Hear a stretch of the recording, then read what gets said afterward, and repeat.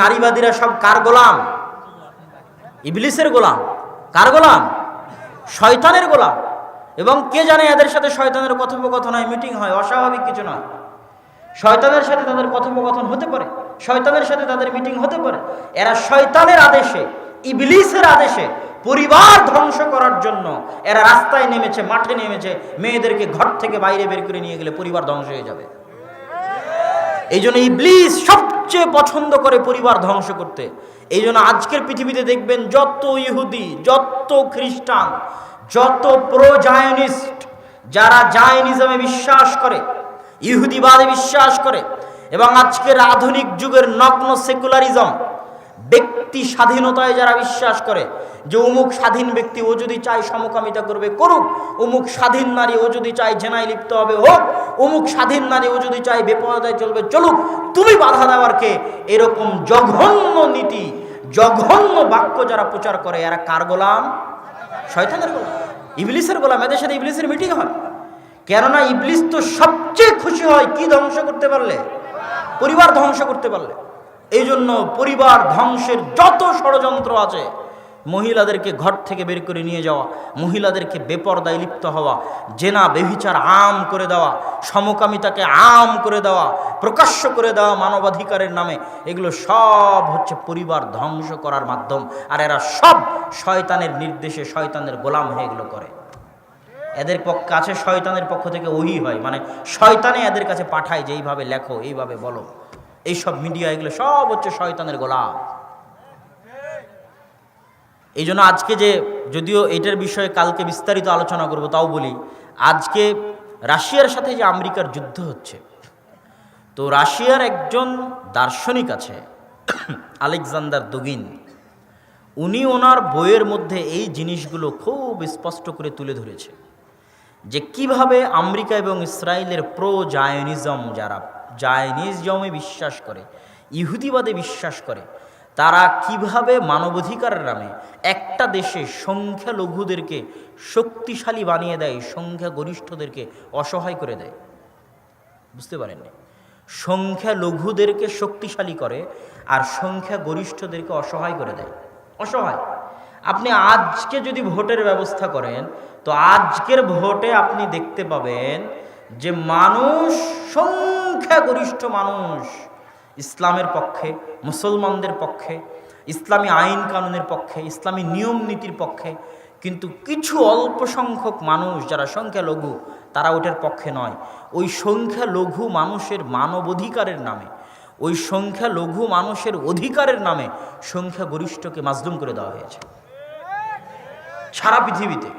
এটাই হচ্ছে ইহুদিদের ভয়ঙ্কর অস্ত্র, যে তারা মানবাধিকারের নামে এই জিনিসটা করে। সমাজে কি চলতেছে, সমাজের কি নিয়ম নীতি, কি কৃষ্টি কালচার দেশের, এগুলো পড়া নয়। অমুক স্বাধীন, প্রত্যেকটা মানুষ ব্যক্তিগতভাবে স্বাধীন, ও যদি এখন উলঙ্গ হয়ে ঘুরে বেড়ায়, তো তোমাকে উলঙ্গ হয়ে ঘুরে বেড়াতে দিতে হবে, তাতে তোমার কষ্ট লাগলো, এটাই নাকি স্বাধীনতা। বলে ইয়াজ বিল্লাহ, এটা হচ্ছে শয়তানের গোলামি। তো বিস্তারিত এটা কালকে বলবো ইনশাল্লাহ। তো এখান থেকে আমরা আবার ফিরি। শয়তান, শয়তানের দাসত্ব। শয়তান সবচেয়ে পছন্দ করে পরিবার ভেঙে দিতে। এবার শয়তান সম্পর্কে কয়েকটা হাদিস শোনেন।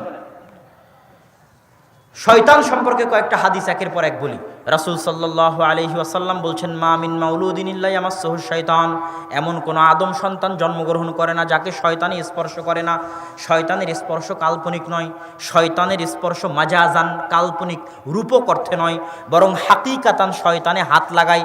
মা মিন মাউলুদিন ইল্লা ইয়ামাসসুহু শাইতান, এমন কোনো আদম সন্তান জন্মগ্রহণ করে না যাকে জন্মের পরে শয়তানে হাত লাগায় না, মাসসা টাচ করে না, হাত্তা ইস্তাহিল্লা সারিখা, শয়তানের স্পর্শে ওই বাচ্চা কেঁদে ওঠে। ইল্লা মারিয়াম ওয়া ইবনু, তবে মারিয়াম এবং তার সন্তান ঈসার গায়ে শয়তান টাচ করেনি। রাসূল সাল্লাল্লাহু আলাইহি সাল্লামের হাদিস। রাসূল সাল্লাল্লাহু আলাইহি ওয়াসাল্লাম বলছেন, এগুলো প্রায় আবু হুরায়রা রাদিয়াল্লাহু তাআলা আনহু থেকে বর্ণিত, বুখারী মুসলিমের হাদিস, যে এমন কোন আদম সন্তান নেই, প্রত্যেক আদম সন্তান লাহু কারিনান, তার দুইটা বন্ধু আছে, কারিনুম মিনাল মালায়েকা ওয়া কারিনুম মিনাশ শাইতান, একটা ফেরেশতা বন্ধু, একটা শয়তান বন্ধু। অন্তরে যত খারাপ কথা জাগ্রত হয়, প্রত্যেকটা কথা শয়তান বন্ধুতে দেয়, আর যত ভালো কথা জাগ্রত হয়, প্রত্যেক প্রত্যেকটা কথা ফেরেশতা বন্ধুতে দেয়, তাহলে আমাদের প্রত্যেকের সাথে সব সময় কয়টা বন্ধু আছে? দুইটা বন্ধু আছে, একটা বন্ধু শয়তান, একটা বন্ধু ফেরেশতা। তাহলে আমি যে সকালবেলা ফজরের সময় ঘুমিয়ে থাকছি, আমাকে ভালো লাগছে এটা মনে করে, এটা ভয়ঙ্কর ধোঁকা। যুবক, তোমাকে বলছি এটা ভয়ঙ্কর ধোঁকা। তুমি বলছো গান শুনতে ভালো লাগছে, এটা তোমাকে ভালো লাগে না, এটা ভয়ঙ্কর ধোঁকা। তুমি যদি মনে করো আমাকে গান শুনতে ভালো লাগছে, এটা ধোঁকা। তুমি যদি মনে করো আমাকে ফজরের পর শুয়ে থাকতে ভালো লাগছে, এটা ধোঁকা। যুইয়িনা লাহুম, তোমার সামনে ভালো লাগাই আর শয়তানে ভালো লাগাই। অতএব তুমি আগে এটা বুঝতে শিখো, নাহলে যুদ্ধ করতে পারবে না। এই পৃথিবীতে মরা পর্যন্ত যুদ্ধ হচ্ছে শয়তানের সাথে। শয়তানের সাথে তো তখন যুদ্ধ করতে পারবে যখন তুমি জানবে যে আমি ফজরে আমাকে ঘুমাচ্ছে কে, ফজরে আমাকে ঘুম পাড়াচ্ছে কে বলেন, আপনাকে গান শোনাচ্ছে কে, আপনার কানের মধ্যে গানকে ভালো লাগায় কে, শয়তান। যখন কারো কান গানের আওয়াজ শুনতে পছন্দ করে, ইবনুল কাইয়িম বলছে মৃত্যুর সময় তার কান কালেমা লা ইলাহা ইল্লাল্লাহকে ঘৃণা করে। নাউযুবিল্লাহ। যার কান একবার গানের আওয়াজ শুনতে ভালোবাসে, মৃত্যুর সময় ওর কান কাকে ঘৃণা করে? কালেমা লা ইলাহা ইল্লাল্লাহকে ঘৃণা করে। তাহলে শয়তানকে আপনি চিনতে পারবেন না যতক্ষণ না শয়তানের শক্তি ক্ষমতা জানবেন।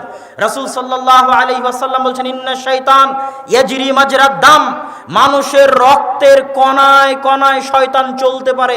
এটা কি কাল্পনিক না বাস্তব? বাস্তব। আপনার রক্তের কণায় কণায় শয়তান চলতে পারে। এই জন্য রাসূল সাল্লাল্লাহু আলাইহি ওয়াসাল্লাম বলছেন যারা শাহওয়াত, নিজের মনের শাহওয়াত কন্ট্রোল করতে চায়, তারা রোজা রাখো। রোজা রাখলে খাবার কম হয়, খাবার কম হলে রক্তকণিকা ছোট হয়ে যায়, রক্তকণিকা ছোট হয়ে যাওয়ার জন্য শয়তান ঢুকতে পারে না রক্তকণিকার মধ্যে। এই জন্য সিয়াম রাখো, রোজা রাখো, যাতে শয়তানে তোমার রক্তকণিকার মধ্যে ঢুকতে না পারে।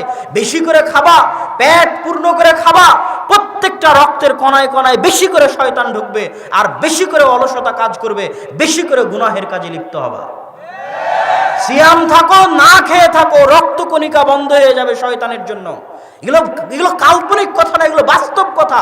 আপনাকে পথভ্রষ্ট করায়, আপনাকে নষ্ট করে, আপনাকে ধ্বংস করে, আমাকে এবং আপনাকে ধ্বংস করে আমাদের চিরন্তন শত্রু, আমাদের জানি মানি শত্রু, আমাদের জীবনের শত্রু, মরণের শত্রু ইবলিস এবং তার বাহিনী।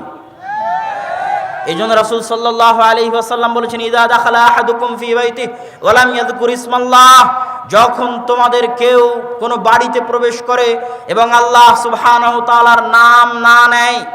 আল্লাহ সুবহানাহু তাআলার নাম হচ্ছে আসসালাম। সালাম মানে শান্তি। আল্লাহ সুবহানাহু তাআলার নাম হচ্ছে আসসালাম, সালাম মানে শান্তি। যখন তোমাদের কেউ বাড়িতে প্রবেশ করে এবং আল্লাহর নাম না নেয়, তখন শয়তানে বলে এই বাড়ি মাবিতুকুম, তোমাদের থাকার জায়গা, আশাউকুম, এই বাড়ি তোমাদের খাওয়ার জায়গা, তোমরা এই বাড়িতে থাকো, খাও, আড্ডা দাও। এটাকে আপনি মনে করছেন কাল্পনিক না বাস্তব বলেন তো? আপনার বাড়িতে যদি আপনি সালাম দিয়ে না ঢুকেন, ওই বাড়িতে কে আড্ডা দেয়? ওই বাড়িতে কে খায়? শয়তান খায়। ইযা আকালা আহাদুকুম ওয়া লাম ইয়াযকুর ইসমাল্লাহ, যখন কেউ খাদ্য গ্রহণ করে বিসমিল্লাহ বলে না, আল্লাহর নাম নেয় না, ইয়াকুলু মাআহু শাইতান, তখন তার সাথে শয়তানে খায়। শয়তানে যে খায় এটা কাল্পনিক না বাস্তব? বাস্তবে শয়তানে খায়, সত্যি শয়তানে খায়। যখন তোমাদের কেউ ডান হাতে না খেয়ে বাম হাতে খায়, ইয়াকুলু মাআহু শাইতান, তার সাথে শয়তানে খায়। যখন তোমাদের কেউ বাথরুমে প্রবেশ করে, আল্লাহুম্মা ইন্নী আউযু বিকা মিনাল খুবুসি ওয়াল খাবাইস, এই দোয়া পড়ে না, তখন শয়তান তার লজ্জা স্থানে দৃষ্টি দেয়। শয়তান যে আমাদের লজ্জা স্থান দেখে, এই দোয়া না পড়লে এটা কাল্পনিক না বাস্তব? বাস্তব। আপনি যখন স্ত্রীর কাছে যান, মিলনে যান, তখন যদি আপনি শয়তানের পরিত্রাণ থেকে বাঁচার দোয়া না করেন, তাহলে শয়তান ওখানে উপস্থিত থাকে, দেখে, আনন্দ নেয়, মজা নেয়। এগুলো বাস্তব। এই জন্য ইসলামের প্রত্যেকটা হুকুম, প্রত্যেকটা আহকাম খালি শয়তান থেকে বাঁচার জন্য। আরে বাড়িতে ঢোকার সময় সালাম দিবা কেন? শয়তান থেকে বাঁচতে।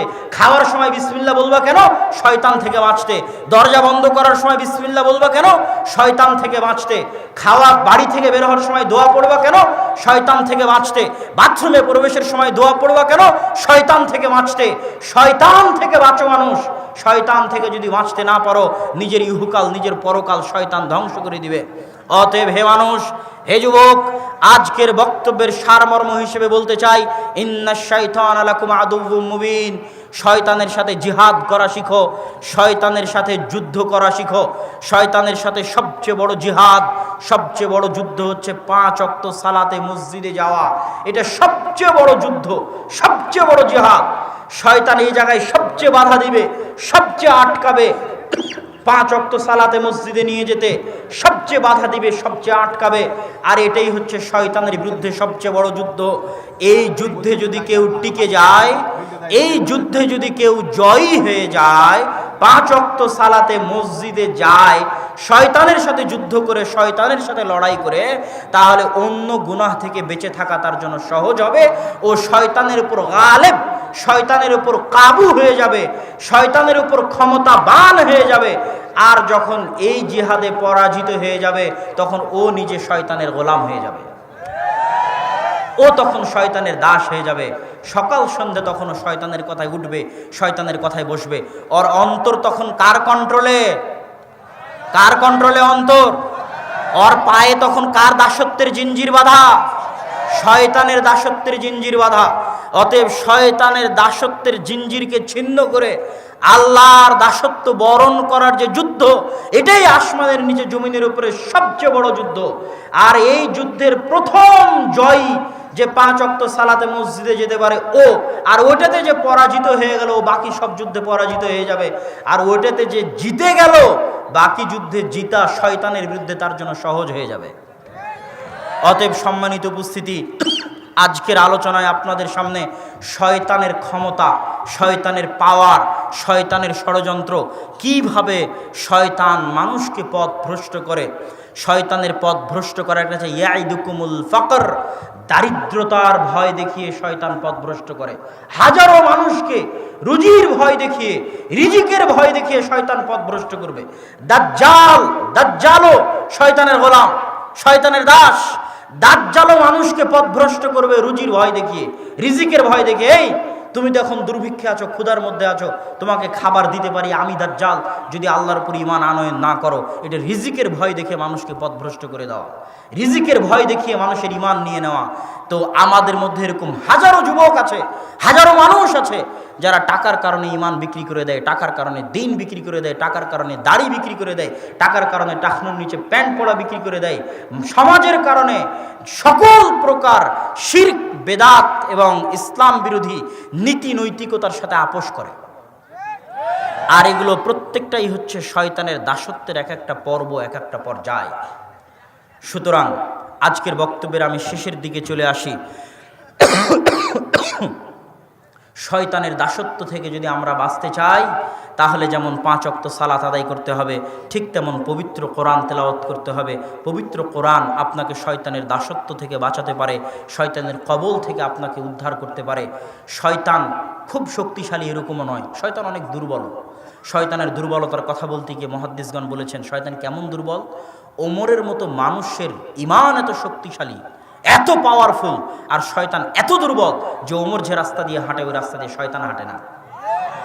তো ব্যাখ্যায় মুহাদ্দিসগণ লিখছেন, হাল হাদা খাসুন লিউমর, এটা কি শুধু ওমরের সাথে খাস যে শয়তান ওমরকে দেখে ভয় পাবে? বলছেন না, এটা শুধু ওমরের সাথে খাস নয়। ওই রকম ব্যক্তিত্ববান, ওই রকম তাকওয়াওয়ালা, ওই রকম পরহেজগারওয়ালা, ওই রকম ঈমানওয়ালা, ওই রকম অন্তর শক্তিশালী, নিজের অন্তরের উপর কন্ট্রোল আছে, কাবু আছে, 5 ওয়াক্ত সালাতে মসজিদে যেতে পারে এরকম কাবু আছে, তাহাজ্জুদের সালাত আদায় করতে পারে এরকম কন্ট্রোল আছে, শক্তিশালী আত্মমর্যাদা, আত্মসম্মান আছে, শক্তিশালী ব্যক্তিত্ব আছে। এরকম মানুষকে দেখো শয়তান ভয় পায়। এই জন্য দেখবেন যতজনকে জিনে ধরে এরা সব জাইফুন নফস, দুর্বল আত্মার অধিকারী। যাদেরকে জিনে ধরে এরা হচ্ছে জাইফুন নফস। কেন? শয়তান মানুষের উপর তখনই প্রাধান্য পায় যখন হয় মানুষ খুব রাগান্বিত থাকে, আর না হয় মানুষ খুব ভীত থাকে।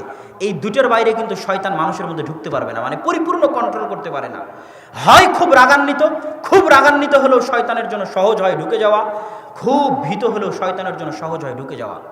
তো যাদের জাইফুন নফস, ব্যক্তিত্ব দুর্বল, আত্মমর্যাদা দুর্বল, আত্মসম্মান দুর্বল, এদেরকে দেখে শয়তান জীবনে ভয় পায় না, শয়তান এদেরকে গোলাম বানিয়ে ফেলে। আর যাদের আত্মমর্যাদা মজবুত, যাদের সালাত মজবুত, সিয়াম মজবুত, ইবাদত মজবুত, আল্লাহর সাথে সম্পর্ক মজবুত, শয়তান এদেরকে দেখে ভয় পায়। সম্মানিত উপস্থিতি, বক্তব্যের শেষের দিকে চলে এসেছে। দান দান এমন একটি ইবাদত যেটার ক্ষেত্রে আমি শুধু একটাই আয়াত করি, সেটা হচ্ছে মিম্মা রাযাকনাহুম ইউনফিকুন। আল্লাহ সুবহানাহু ওয়া তাআলা আমাদেরকে বলেনি যে আমাদের টাকা আমাদেরকে দান করতে হবে, এটা আল্লাহ সুবহানাহু ওয়া তাআলা বলেননি। আল্লাহ সুবহানাহু ওয়া তাআলা কোরআনেও বলেননি মানুষ তোমাদের টাকা দান করো, হাদিসেও আল্লাহ বলেননি মানুষ তোমাদের ধন সম্পদ দান করো। তো আপনি আশ্চর্য হবেন ভেবে, আমার ধন সম্পদ দান না করলে কার দান করব? আমার টাকা দান না করলে কারটা দান করব? কথা আসলে এটা নয়। আল্লাহ বলছেন মিম্মা রাযাকনাহুম ইউনফিকুন, আপনার পকেটে যদি 100 টাকা থাকে ওইটা আমি আল্লাহ রিজিক হিসেবে দিয়েছি।